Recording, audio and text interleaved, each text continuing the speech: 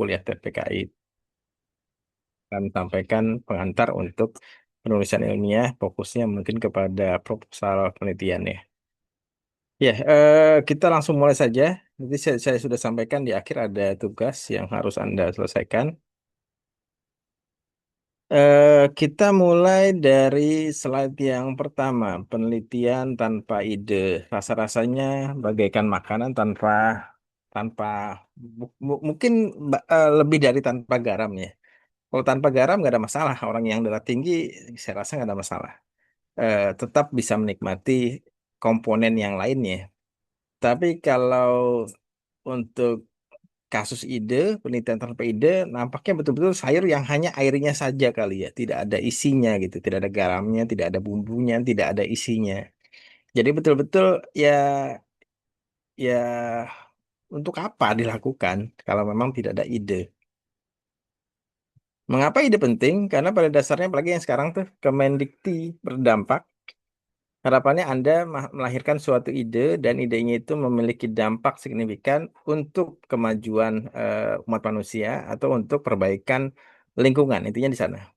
Jadi harus ada ide dan idenya itu bukan ide yang berarti kan ide yang sifatnya harus inovatif ya. Inovatif itu artinya mengembangkan dari ide yang sudah ada. Semisal kalau di rumah ada apa istilahnya mungkin ada apa ya? Ada payung. Tadi saya contohkan payung. Payung itu masih ribet, masih ketika masuk ke gedung kita lipat ternyata masih basah.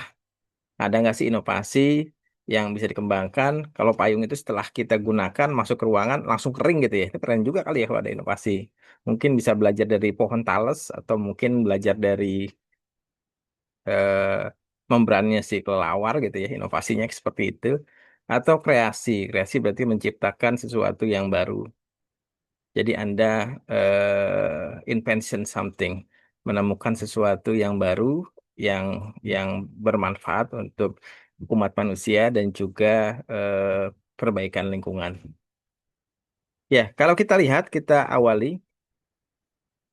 Ini langkah pertama sekali memulai penelitian adalah menentukan ide penelitian. Betul ya?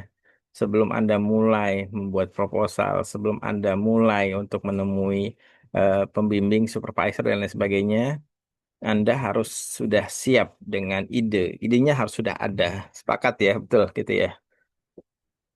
eh Beberapa di awal merasa ini adalah tugas yang sangat sulit. Betul nggak sih?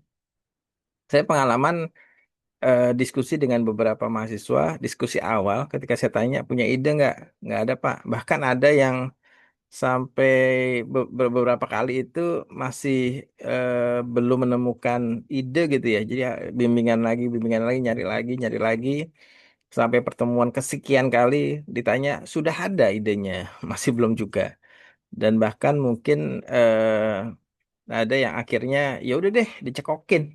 Ini idenya gini aja deh karena dia kebingungan untuk mencari ide. Jadi kalau dibilang sulit, ya untuk beberapa orang mungkin sulit, atau mungkin eh, beliau belum menemukan cara untuk menemukan ide yang bagus, atau belum terlalu confident dengan ide yang dimunculkan itu ya. Nah, ada pertanyaan yang sering muncul terkait dengan pemilihan ide penelitian, bagaimana mencari ide penelitian yang bagus. Jadi tidak sekedar ide yang biasa, tapi bagus. Bagus berarti indikatornya adalah inovatif dan kreatif yang berdampak untuk umat manusia dan juga lingkungan. Bagaimana cara memulai pencarian ide tersebut? Jadi ada dua pertanyaan yang mungkin pada kesempatan di siang hari ini akan kita coba sama-sama mempelajari. Kita geser ke sebelah kanan di slide. Ini juga ada beberapa pertanyaan. Yang pertama, apakah Anda newbie dalam penelitian? Kemudian Anda takut dan ragu dalam menemukan ide yang bagus. Ini saya hanya sekedar sharing. Banyak mahasiswa, banyak siswa, banyak juga pemula yang merasa pesimis. Kayaknya saya nggak bisa bikin ide yang bagus. Dan dan mungkin beberapa dari Anda ada yang sudah memulai untuk mempersiapkan skripsi, sudah bertemu dengan dosen pembimbing, tapi ragu, jangan-jangan ide saya akan ditolak nih karena kurang bagus gitu ya. merasa Anda kecil, merasa Anda belum jadi apa-apa. Padahal, padahal faktanya banyak ide bagus itu tidak selalu lahir dari Pak Habibie, tidak selalu lahir dari siapa nama itu, dari si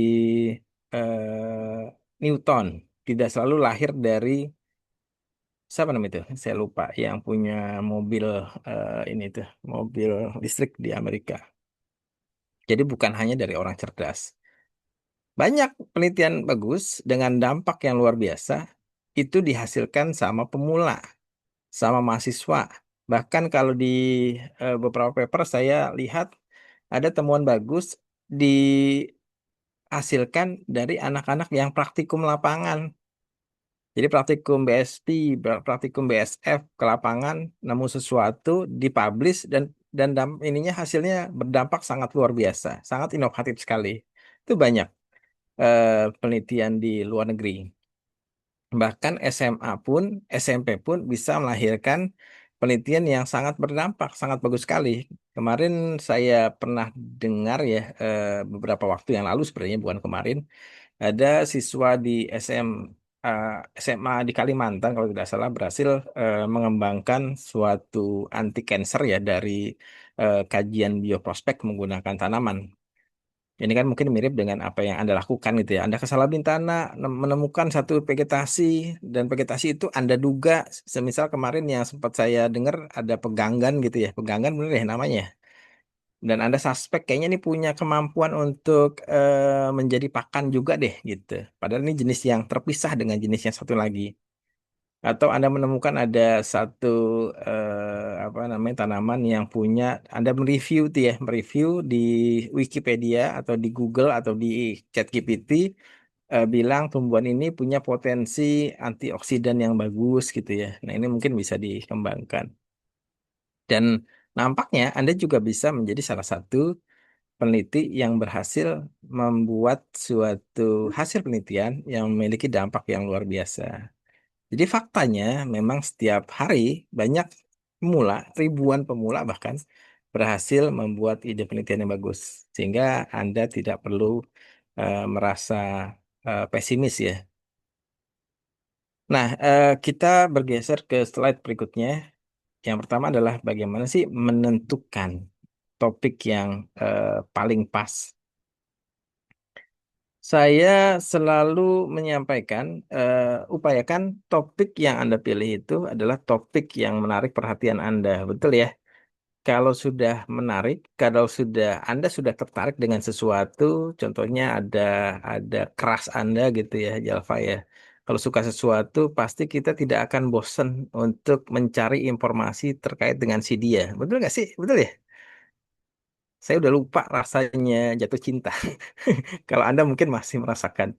Jadi pasti ketemu sama seseorang yang kayaknya saya suka nih. Besoknya rasanya ingin bertemu lagi gitu ya. Dan rasanya ingin tahu lebih dalam terkait si dia gitu. Nampaknya begitu. Saya udah lupa, udah agak lama.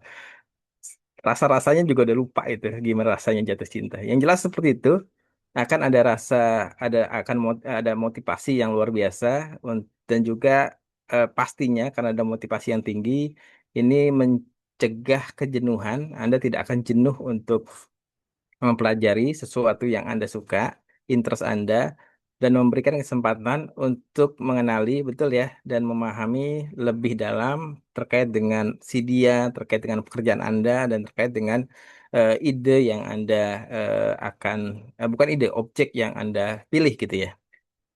Kalau di biologi biasanya kita mendefine interest itu pertama dari taksa dulu yang paling gampang. Biasa gitu ya. Anda di semester satu biasanya sudah disodorkan dengan taksa. Ada ikan, mamalia, jamur, dan lain sebagainya. Dan biasanya itu sudah mulai tuh Anda dapat sensori di lapangan, sensori di perkuliahan, sensori untuk burung, untuk segala macam. Di situ Anda sudah bisa menentukan, oh saya sukanya dengan burung nih karena bentuknya indah, menarik, dan ternyata bisa ditemukan di mana-mana gitu ya. Itu sudah ada apa namanya, sudah ada eh, kesan awal yang bisa mendefinisikan bahwa saya interest ke objek yang ini. gitu ya. Ini nih saya bicara level mahasiswa ya. Kemudian setelah semester satu dapat sensori dan akhirnya mengarahkan kepada interest untuk taksa tertentu, maka di semester 3, 4, 5 Anda mulai mendalami bahwa ada kajian yang lebih spesifik untuk mempelajari burung, misal gitu ya. Ada ekologinya, ada taksonominya, dan lain sebagainya. Nah, tinggal Anda tentukan tuh interest Anda kemana, ke ekologi, atau ke mikrobiologi, atau ke genetika, dan lain sebagainya. Karena ternyata topik umum juga ini ada kecenderungan, ada tendensi. Saya cerita di kelas, tadi kelas apa ya? Kelas A ya. Saya punya pengalaman, ada mahasiswa yang sukanya di eh, lapangan, bukan sukanya, ya. Karakternya itu karakter orang lapangan, tapi penelitiannya memilih penelitian di lab. Nah, apa yang terjadi? Lab itu kan butuh ketelitian ekstra ya, ketelitian yang luar biasa.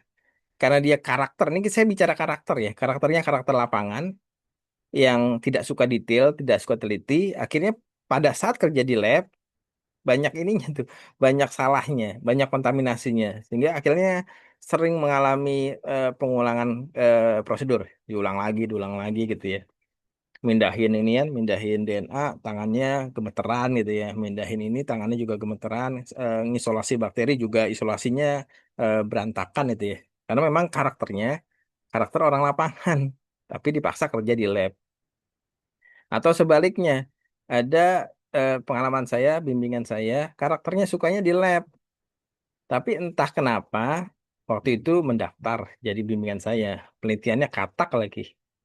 Saya sudah pastikan di awal, kamu sanggup penelitian di lapangan. Kamu bisa, gitu kan.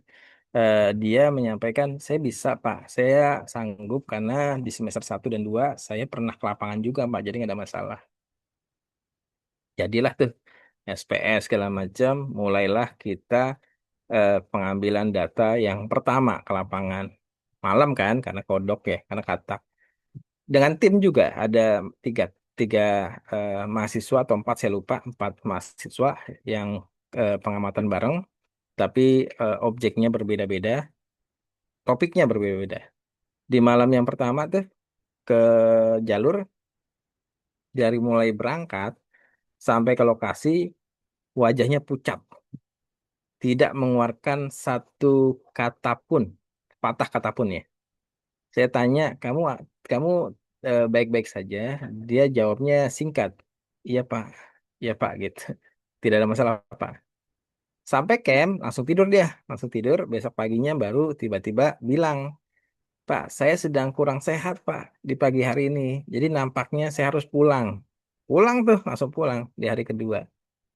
Pulang, kita berpikirnya masih masih ini ya, masih pikiran yang baik, yang positif. Oh, lagi sakit, ya kayak kita antar ke bawah, kita suruh pulang, kita kita antar sampai ke stasiun, pulang tuh. Yang lainnya lanjut melakukan pengamatan. Ditunggu besoknya, besoknya kok nggak muncul-muncul, nggak datang-datang. Berapa bulan kemudian, berapa bulan, jauh sekali ya. Berapa ya berapa minggu kemudian berkabar ke saya, Pak, saya tidak jadi lanjut penelitian di lapangan gitu. Saya rencana sepertinya akan pindah penelitian ke lab gitu. Jadi itu ada ada pengalaman di mana kadang-kadang interest bisa menjadi salah satu hal yang bisa memastikan pekerjaan Anda itu selesai. Kalau Anda tidak interest, karakter Anda juga tidak sesuai, maka ada kemungkinan Anda harus 2 kali kerja. Sudah SPS, ngulang lagi. Kan sayang ya. Sudah SPS, mengulang lagi. Dan itu banyak di prodi biologi. Nggak banyak juga sih. Maksudnya cukup cukup lumayan. Ada beberapa yang seperti itu, sudah sampai SPS, mundur lagi. Ada SPS, mundur lagi. Bahkan sudah SAP, ada juga yang mundur pindah ke dosen yang lain. Karena tidak sanggup untuk mengerjakan eh, penelitian yang sekarang sedang dikerjakan gitu.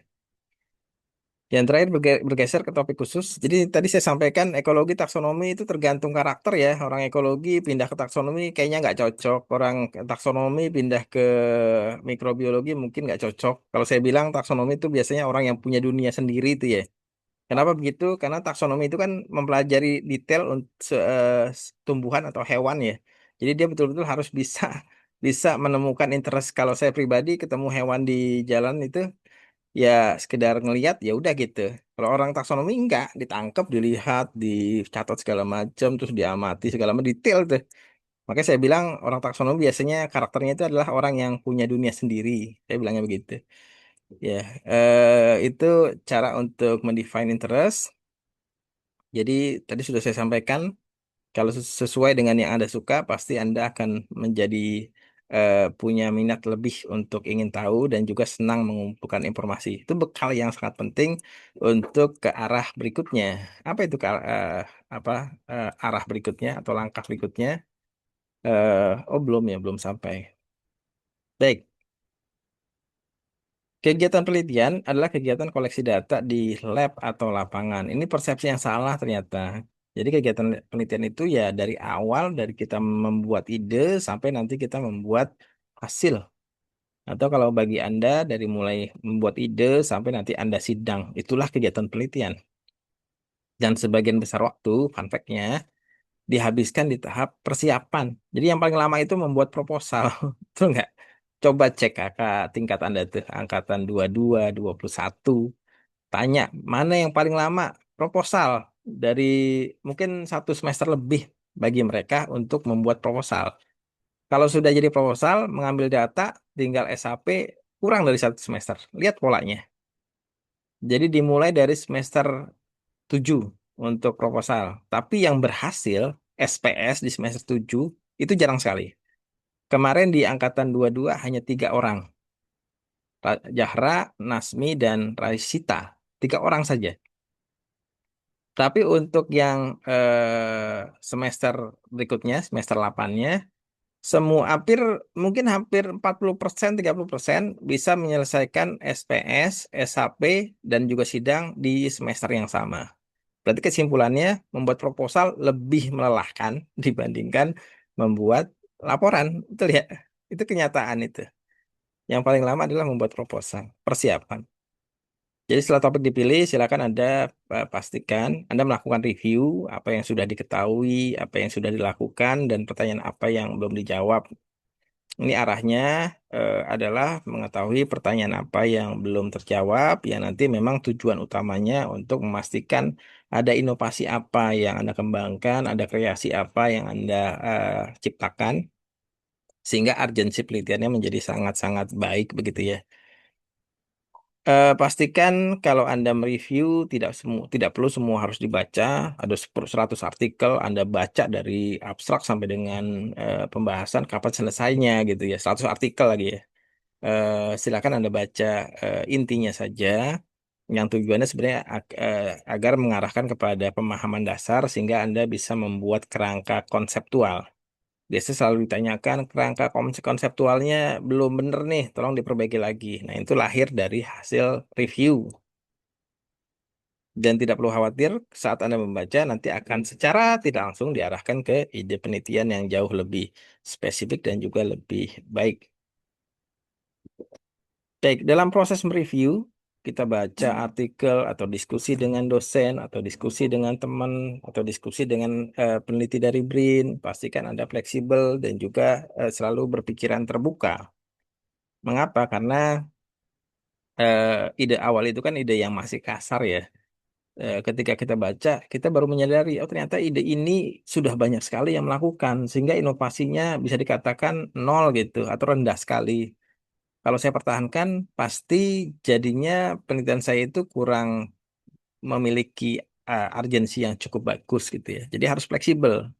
Oh saya tambahkan ke sini deh, saya rubah ke sini deh gitu ya. Termasuk untuk berpikir terbuka, jadi jangan jangan saklek gitu ya. Saya saklek saya maunya begini aja, nggak mau. Saya nggak peduli dosen pembimbing mengarahkan kemana atau mungkin teman bilang seperti ini, saya tidak peduli. Jadi jangan seperti itu, tetap terbuka dan pastikan ada pertanyaan kritis yang Anda sampaikan pada saat mereview. Yang pertama, mengapa sih peneliti melakukan hal tersebut? Arahnya kemana? Ke inovasi, ke kreasi, dampak yang mana yang ingin dibereskan?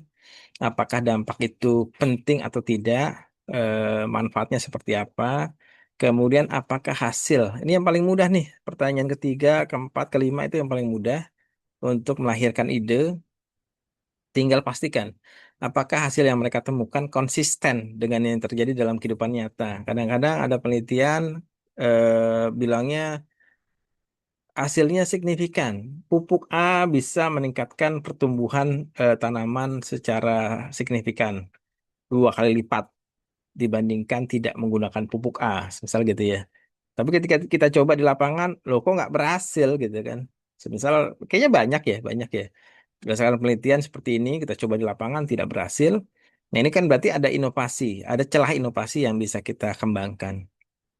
Kemudian, apakah hasil yang mereka temukan konsisten jika dilakukan pada situasi yang berbeda?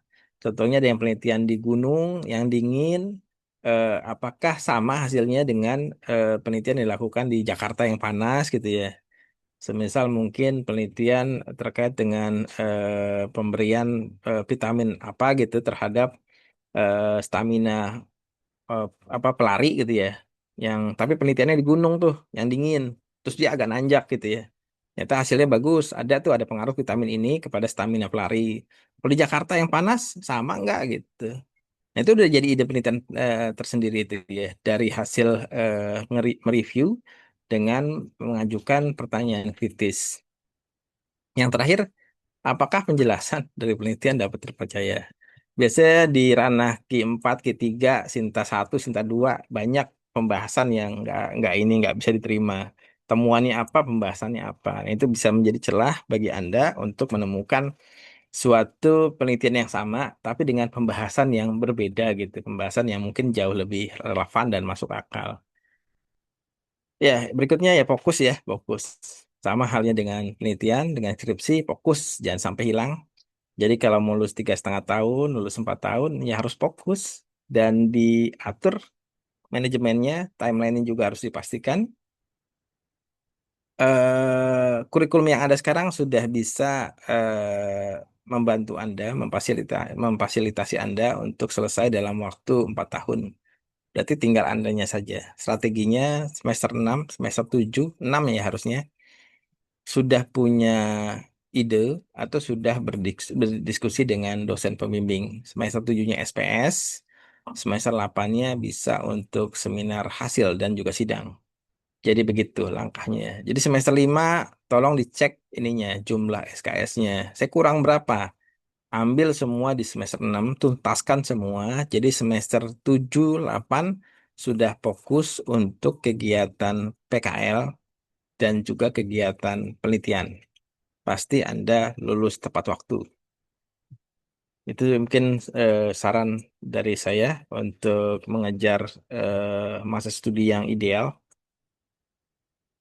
Oke, tadi di awal sumber menemukan topik secara dari konteks interest ya. Apa yang Anda suka sebagai mahasiswa biologi, kalau mahasiswa fisika, kimia mungkin beda lagi kali ya. Bukan taksa yang dilihat. Saya juga kurang paham kalau kimia, fisika, matematika, apalagi kalau kita lihat bahasa gitu ya, itu mungkin jauh berbeda. Nah, sumber lain selain ketertarikan ada juga pengamatan sederhana. Ini yang kita lakukan sebenarnya yang sudah kita lakukan. Anda sudah berkali-kali eh, praktikum lapangan, ada yang ke Tidung, ada yang ke Salabintana. Harapan saya selain menyelesaikan tugas praktikum, Anda juga melihat di sekitar. Adakah tumbuhan yang aneh? Adakah hewan yang aneh yang kira-kira menyebabkan timbul pertanyaan di dalam pikiran Anda? Semisal, kok ada tumbuhan yang bentuknya mirip dengan Nepenthes? Apakah dia juga makan bangkai gitu, makan serangga gitu ya? Predator juga kah gitu? Atau Anda menemukan hewan yang kemarin tuh ada Odorana hosii, kok baunya langu? Itu apa sih? Antibakteria kah? Atau racun atau apa? Itu juga bisa Anda teruskan dalam penelitian melalui pengamatan sederhana. Selain di lapangan, juga Anda bisa lihat di lab, ada praktikum di lab, itu juga banyak pengamatan pengamatan sederhana yang bisa Anda lanjutkan menjadi suatu ide penelitian. Berikutnya masalah sehari-hari, kayaknya kita punya masalah banyak ya. Dan ini paling mudah nampaknya, paling mudah untuk ditemukan dan paling mudah untuk mendapatkan inovasi. Betul nggak sih? Tinggal dikumpulin aja tuh masalah sehari-hari. Bukan masalah keuangan ya, bukan masalah pacar, bukan masalah diputuskan, bukan masalah yang lainnya ya. Tapi masalah terkait dengan biologi. Semisal apa? Contohnya, kok di rumah saya banyak kecoa gitu ya, kecoa banyak sekali. Atau mungkin di rumah saya kok sering kali ada banyak sarang laba-laba gitu ya. Padahal sudah saya bersihkan kemarin, kok ada lagi? Atau kok di rumah saya sering kemasukan apa namanya kelabang gitu ya, kelabang banyak sekali ada di tembok, ada di lantai gitu ya. Bahkan mungkin ada rayap gitu ya, rayap juga masalah sehari-hari. Nah itu tinggal Anda ambil masalahnya, kemudian Anda review, Anda elaborasi, dan Anda cari itu kira-kira solusinya apa. Kalau mulai dari masalah, maka inovasinya pasti akan jauh lebih berdampak, betul nggak? Karena masalah itu pasti dirasakan oleh orang lain. Dan dampaknya ke umat manusia jauh lebih baik. Jauh lebih berarti lah gitu, bukan baik. Baik itu relatif. Tapi berarti implikasinya jauh lebih kuat ya, lebih kuat. Ya, saya rasa itu untuk yang masalah. Kemudian dari, kalau yang keempat, nampaknya saya kurang sepakat, tapi ada beberapa bukti yang menyatakan ini oke, nggak ada masalah. Ini artinya adalah pemikiran yang seliburan. Kita lagi bengong gitu kan di depan teras rumah sambil ngopi, tiba-tiba ada aja tuh ide yang masuk. Saya bilangnya ilham kali ya. Di sini ada yang namanya ilham nggak? Nggak ada ya. Ya, kadang-kadang kita tanpa disadari mendapatkan ilham. Entah itu ilham atau apa gitu ya. Eh, Beberapa orang berspekulasi ilham itu bukan ide kita, tapi ide dari Tuhan katanya gitu tuh. Betul nggak sih? Jadi Tuhan yang ngasih ide lewat kita. Saya tadi cerita di kelas A, saya punya dosen, satu dosen dulu ya, yang agak sedikit sesat tuh ya. Dia punya pemikiran seperti itu. Jadi dia menganggap nabi itu, ini dia muslim ya, nabi itu bukan hanya yang tertera dalam kitab, tapi bahkan jauh sebelum itu banyak nabi, termasuk Newton, Einstein, Darwin, itu dianggap nabi. Kenapa dianggap nabi? Karena harusnya, menurut dia ya, tidak mungkin ada seorang manusia seperti Newton, seperti Einstein, seperti siapa lagi, Darwin, atau ya banyak lah gitu ya. Tiba-tiba punya pemikiran yang sehebat itu dan bahkan pengetahuannya masih dapat digunakan sampai sekarang. Orang zaman dulu lagi, masuk akal nggak? Nggak ya? Kalau orang zaman sekarang punya ide bisa menciptakan lampu, saya rasa itu oke, masuk akal. Tapi orang zaman dulu bisa nyiptain lampu. Orang eh, karena hal itu, dosen saya ini berpikir orang itu bukan melahirkan ide dari dirinya sendiri, tapi ide dari Tuhan. Dosen bilang saya itu dari Tuhan. Jadi dia menganggap Einstein itu ya nabi, dia mendapatkan ide atau wahyu ya, wahyu namanya wahyu dari Tuhan. Jadi pemikiran dia untuk menciptakan sesuatu ya dari wahyu dari Tuhan, bukan dari dia gitu. Entah benar atau tidak, saya juga kurang paham. Yang jelas itu terjadi, kita terkadang mendapatkan ilham, betul nggak? Ada masalah nih banyak banget, tiba-tiba, kling, kok ada solusi gitu ya? Tiba-tiba datang gitu ya. Betul nggak sih? Anda sadari nggak? Tiba-tiba ada eh, solusi ya, atau dari mana? Saya pernah dulu mengerjakan model, tadi begini modelnya seperti ini, nggak juga ketemu gitu ya. Tiba-tiba pas lagi duduk santai, masuk ilham, langsung modelnya dirapikan tuh oleh otak. Ini nih harusnya di sini. Temu gitu. Itu ilham. Betul ya? Ya itu mungkin sedikit sharing.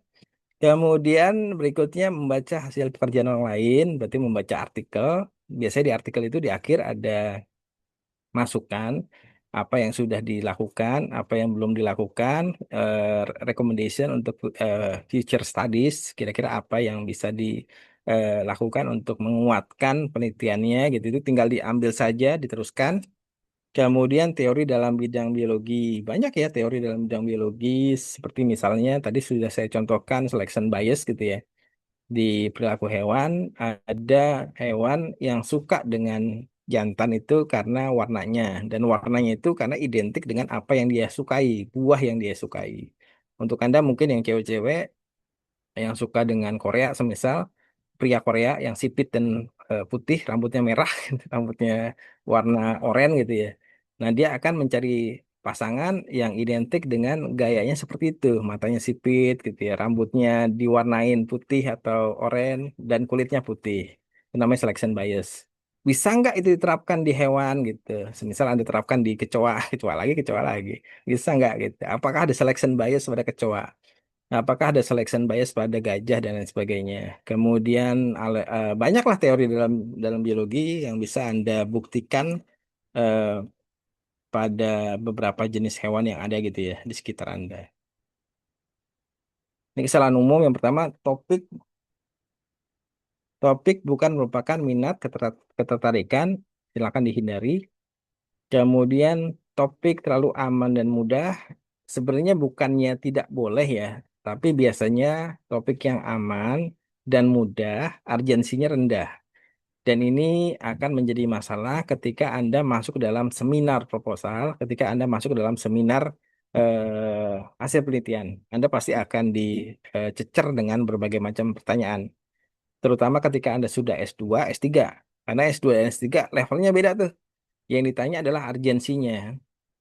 Apa urgensi penelitian Anda? Kalau terlalu mudah dan di beberapa tempat bahkan proposalnya itu tahapannya cukup banyak, tidak sekali doang, dan ada kemungkinan ditolak kalau topiknya terlalu aman dan juga mudah. Itu untuk S2 dan S3. Di kita untungnya mudah dan tidak mudah, eh, kurang inilah, kurang kurang ini, kurang apa namanya, kurang strict ya. Jadi terkadang yang mudah masih bisa lolos, tergantung forumnya, pengujinya siapa, pembimbingnya juga siapa. Berikutnya topik terlalu sulit. Ini jelas harus dihindari. Jangan ambil yang sulit-sulit lah. Ngapain sih? Kalau bisa yang mudah, kenapa harus ambil yang sulit gitu ya? Sulit itu berarti kaitannya dengan indikatornya ya. Berarti cost yang dikeluarkan cukup banyak, waktu yang dikeluarkan juga banyak, serta tenaga yang dikeluarkan juga sangat banyak dan melampaui kemampuan Anda. Berarti itu terlalu sulit. Topik terlalu luas juga sama. Kita bicara pohon ilmu, kajian kita mungkin sebagian kecil dari banyaknya ilmu pengetahuan. Kalau Anda ngeyel gitu, saya maunya langsung semua dipelajari. Semisal harusnya kita bisa spesifik, fokus kepada populasi owa Jawa. Itu kan spesifik ya. Tapi Anda ngotot, saya maunya ekologi owa Jawa. Itu kan banyak kerjaannya. Berarti ada kerjaan mengukur populasi, distribusi, melihat preferensi, melihat komunikasi, dan lain sebagainya. Banyak sekali.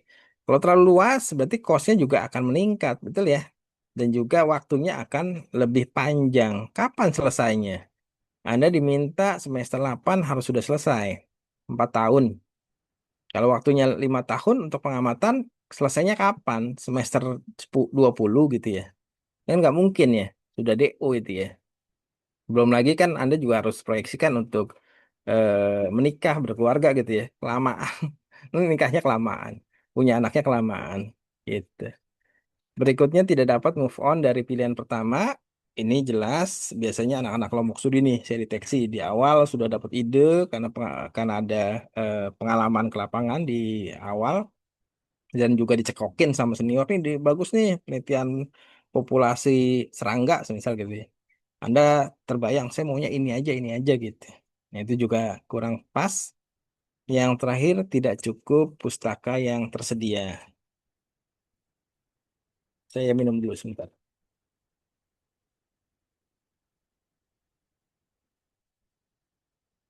Ya, ini juga tambahan sedikit, tapi nampaknya nggak terlalu krusial ya.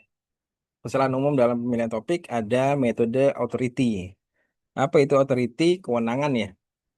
Terutama jika Anda bekerja di suatu instansi, Anda punya bos gitu ya. Bosnya maunya Anda mengerjakan sesuatu yang dia inginkan. Kadang-kadang bos itu kan beda-beda ya. Ada bos yang logis, ada juga yang nggak logis. Betul nggak sih? Mungkin di organisasi juga sama tuh ya. Ada bos yang mintanya nggak masuk akal, tapi kita diminta untuk membereskan. Misal mungkin Anda di BRIN gitu kan, bos Anda ingin Anda itu publikasi terkait apalah gitu ya, tapi sebenarnya idenya itu nggak masuk akal untuk dikerjakan. Nah, ini jadi masalah sebenarnya. Pastikan Meskipun Anda punya bos, Anda punya dosen pembimbing, kegiatan untuk atau mungkin momen untuk berpikir bebas tetap ada. Jadi Anda juga harus berpikir gitu kan. Bukan semuanya adalah arahan dari dosen pembimbing. Kemudian Anda juga bisa berpikir terbuka juga gitu ya. Jadi open mind juga. Jadi ada diskusi antara Anda dengan dosen pembimbing. Nggak semuanya dicokokin. Gini aja, gini aja gitu. Apa konsekuensinya? Nanti di sidang Anda yang kena. Ditanya, mengapa Anda memilih metode ini? Biasa jawaban template-nya, saya disuruh sama Bapak Isnin gitu kan. Saya disuruh sama Bu Ratna, saya disuruh sama Bu Yani gitu. Benar nggak sih? Nah ini jadi masalah. Oh kok jadi nyalahin dosennya gitu. Akhirnya tidak diluluskan. Oke, ini contoh topik. Kita review satu persatu.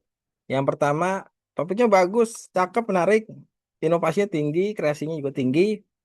Tapi visibilitasnya rendah. Apakah memungkinkan Anda membuat suatu alat atau membuat suatu inovasi yang bisa membuat air laut menjadi air minum? Bisa nggak di lab kita eh, memadai atau tidak? Kemampuan Anda memadai atau tidak gitu. Kalau itu semua di luar jangkauan, ya jangan diambil karena visibilitasnya rendah. Kecuali Anda S3. It's okay. Kecuali Anda mendapatkan grant yang sangat besar, misal 1 M, nggak ada masalah.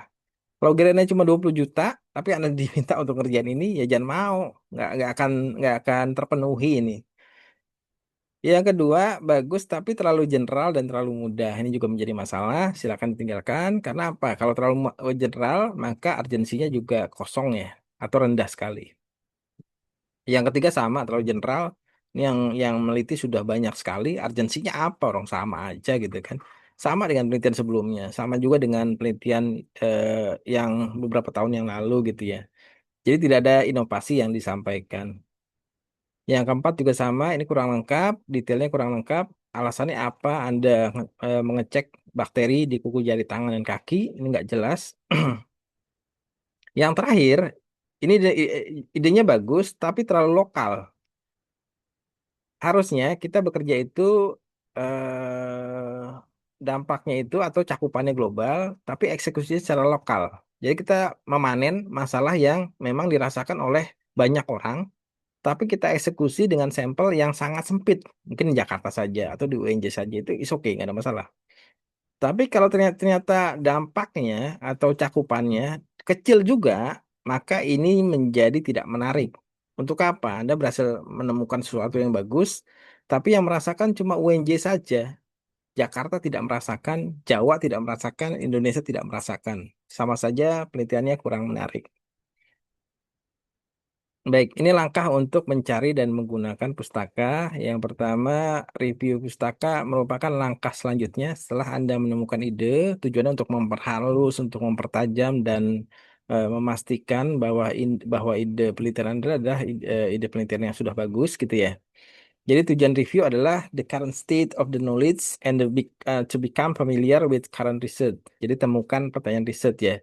Jadi biarkan literatur lead you to the new idea. Arahnya ke sana. Jadi kita sudah menemukan ide nih. Tapi ternyata literatur nanti akan secara tidak langsung mengarahkan kita kepada ide yang jauh lebih bagus lagi gitu.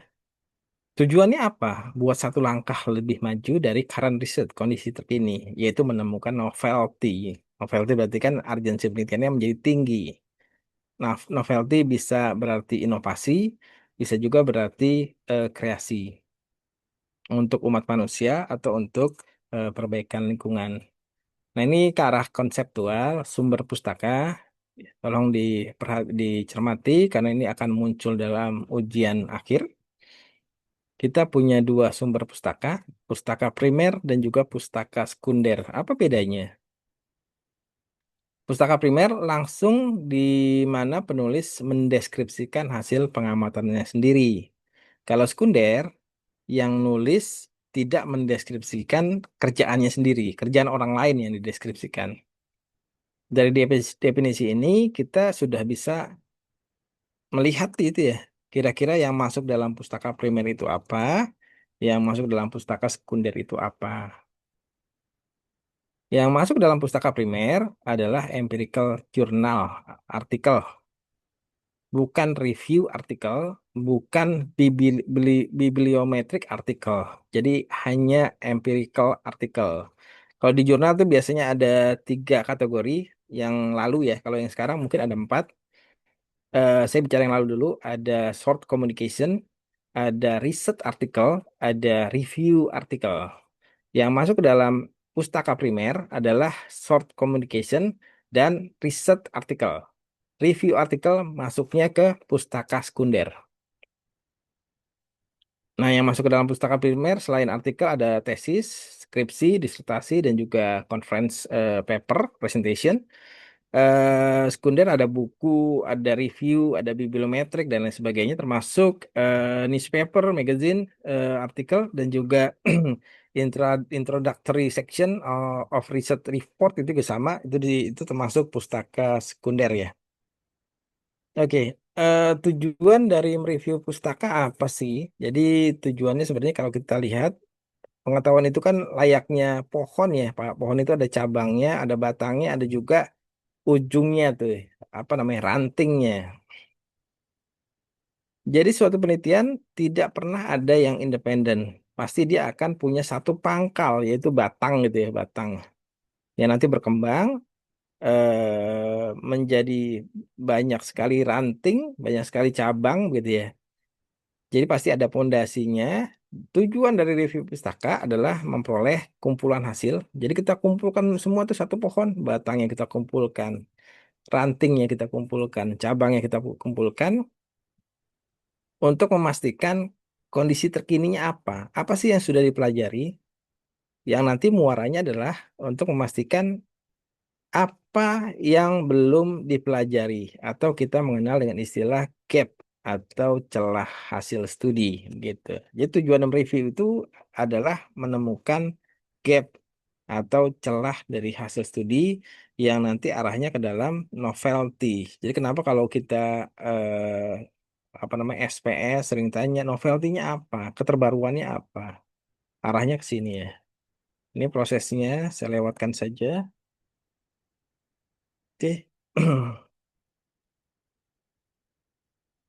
Baik, berikutnya adalah bagaimana menemukan ide penelitian dari hasil kajian literatur.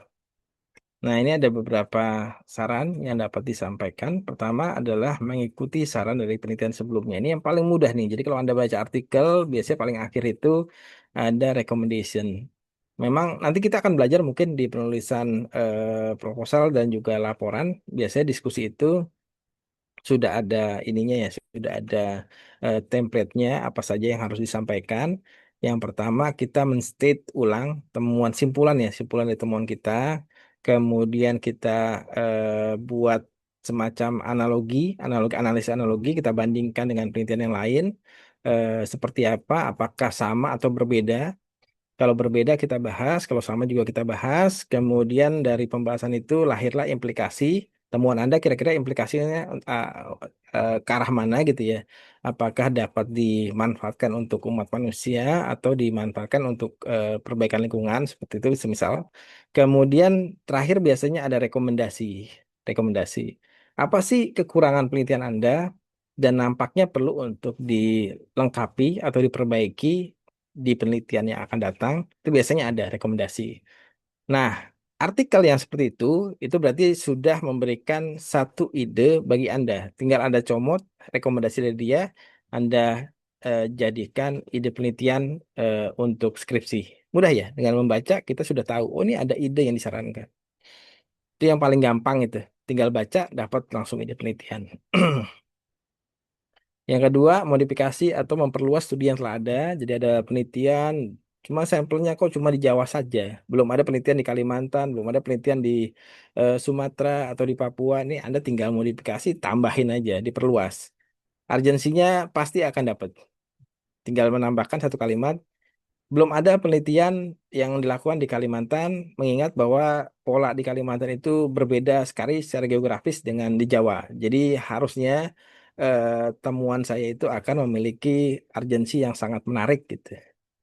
kemudian bisa mengembangkan juga ke arah yang lain metodologi atau apa gitu ya. Terkadang ada penelitian, hasilnya bagus nih, tapi metodologinya nampaknya kalau kita review itu sangat lemah sekali.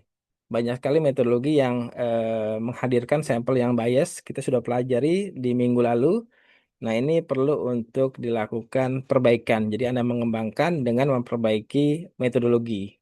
Yang kemarin dilakukan Kak Jahra tuh salah satu kegiatan untuk dalam proses mengembangkan metodologi. Biasanya estimasi populasi owa Jawa dilakukan secara visual.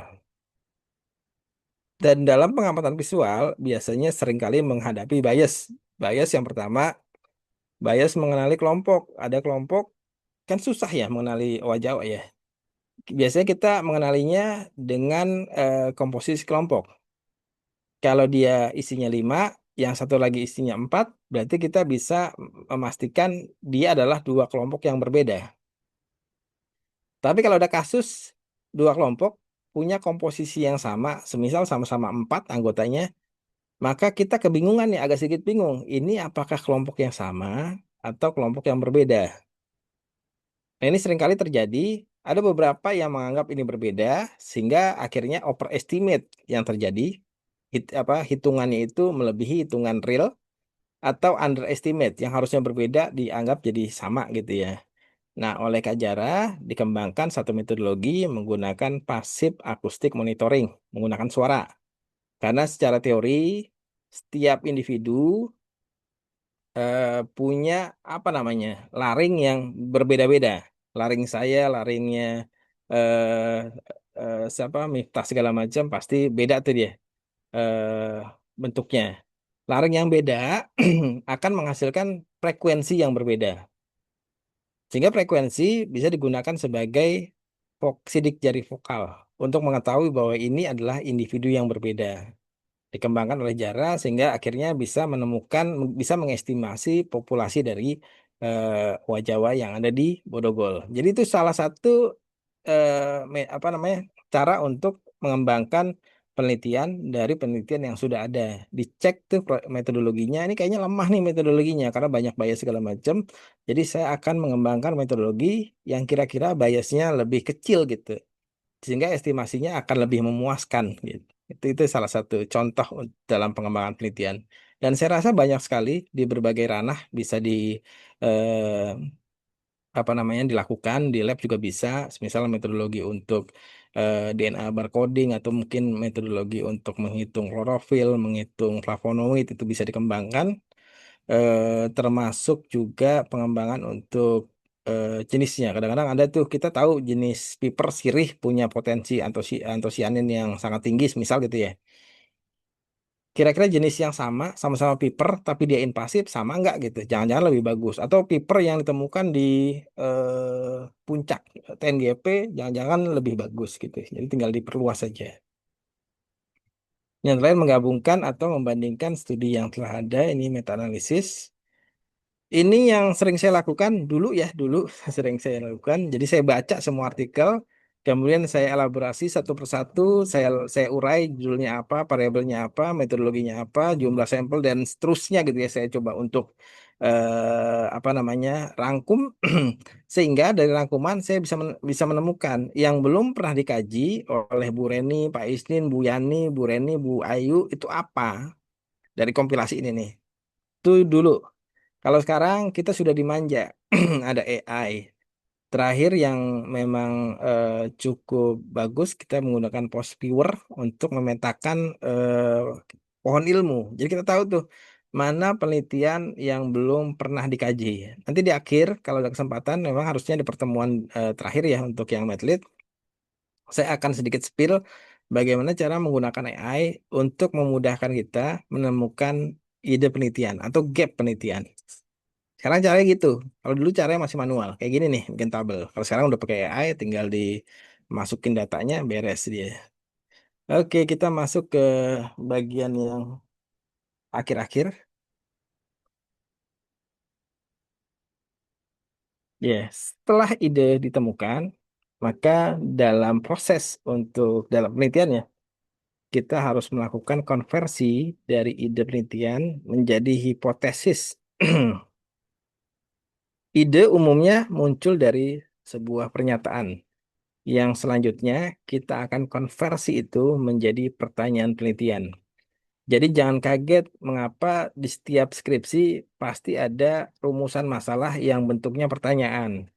Mengapa kalau saya baca artikel selalu ada rumusan masalah yang bentuknya juga pertanyaan? Karena sistematikanya setelah ide ditemukan, Anda rubah menjadi hipotesis, tapi sebelum ke hipotesis, Anda buat dulu pertanyaan penelitiannya. Deskripsi kita mengenalnya rumusan masalah. Bentuknya harus tanda tanya. Jadi kalau bentuknya pernyataan, berarti rumusan masalah Anda salah. Hipotesis itu apa? Hipotesis adalah dugaan. Dugaan yang sifatnya tentatif. Tentatif itu berarti kan banyak kemungkinan yang bisa terjadi gitu ya, itu hipotesis.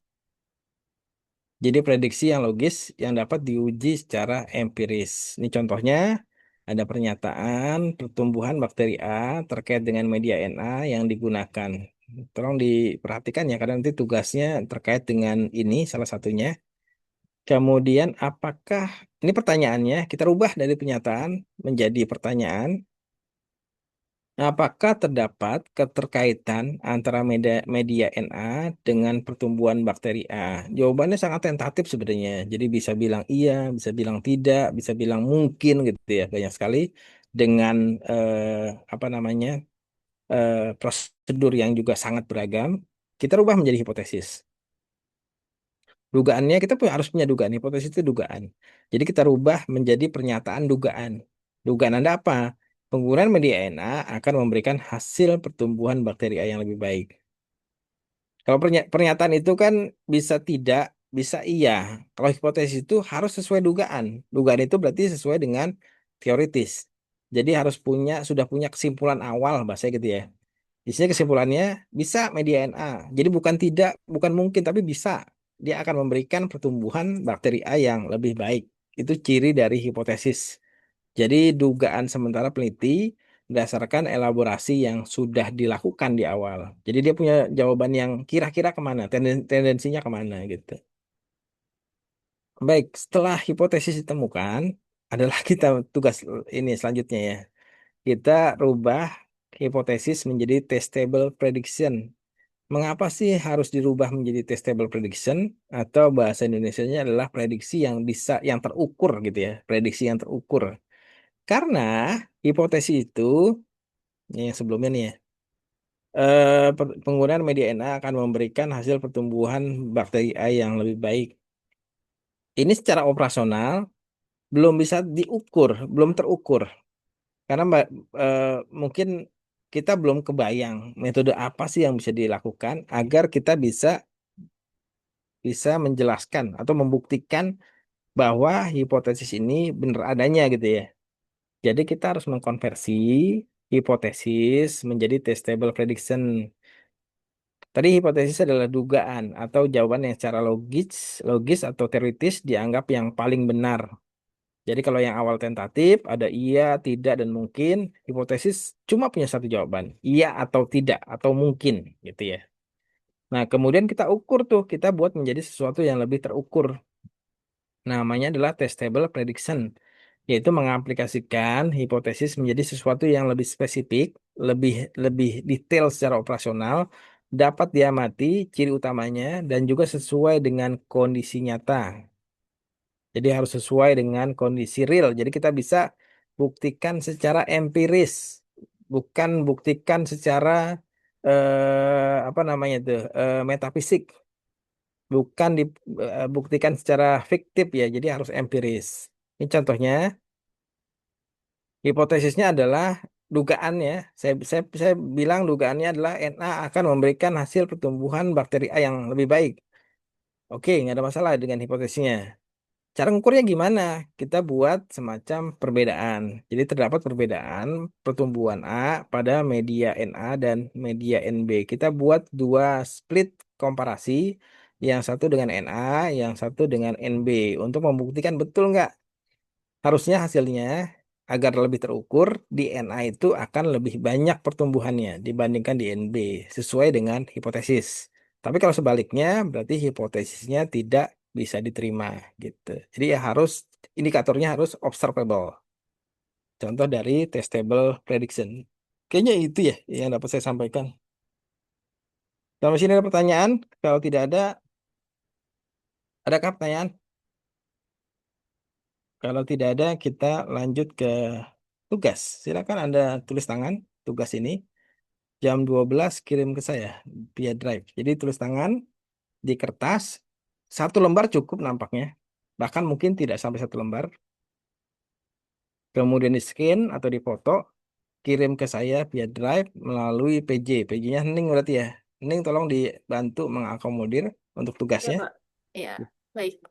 Ya, bisa ditangkap untuk tugasnya. Silakan di screenshot kalau diperlukan.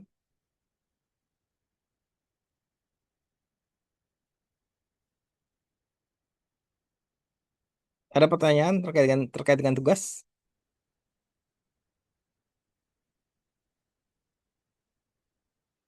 Tidak ada. Kalau tidak ada, saya Pak, anggap buat nomor 2 itu bagaimana ya, Pak? Kurang paham, Pak. nomor dua. Nomor dua yang tadi nih. Nih, nih kan dari pernyataan, ide itu kan biasanya bentuknya pernyataan. Kemudian Anda rubah menjadi pertanyaan, rumusan masalah. Jadi pertanyaan penelitian bentuknya adalah pertanyaan seperti rumusan masalah. Idenya apa? Idenya semisal apakah apa idenya? Ide saya kadang-kadang kalau spontan agak susah nyarinya. Intinya ide itu nanti akan ada rubah menjadi rumusan masalah dalam bentuk pertanyaan. Dari sini, kebayangkan ya? Dari sini ya. Ini pernyataannya. Contohnya kayak gini nih. Pertumbuhan bakteri A terkait dengan media. Ini ide nih. Saya ingin tahu pertumbuhan bakteri A terkait dengan media Na yang digunakan. Nah, ini kita rubah menjadi pertanyaan. Apakah terdapat keterkaitan antara media Na dengan pertumbuhan bakteri? Dari sini kita rubah menjadi hipotesis. Berarti kan dugaannya iya, tidak, atau mungkin gitu ya. Cuma tiga tuh. Tentatif tapi ya. Kita bilangnya iya. Iya nih harusnya iya nih. Harusnya media Na bisa memberikan hasil pertumbuhan yang baik untuk bakteri A. Gitu. Bayang nggak? Jelas? Ada lagi yang mau ditanyakan?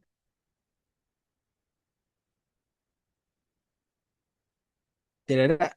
Kalau tidak ada, saya rasa cukup kita bergeser ke sesi dokumentasi terlebih dahulu mungkin sebelum kita akhiri.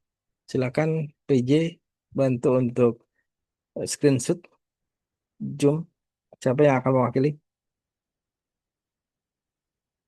Oke, teman-teman, eh, yang belum buka kamera mungkin boleh boleh di on-kan terlebih dahulu.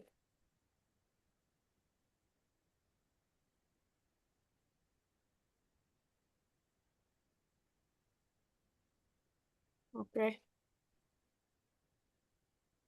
eh, saya mulai 1, 2, 3.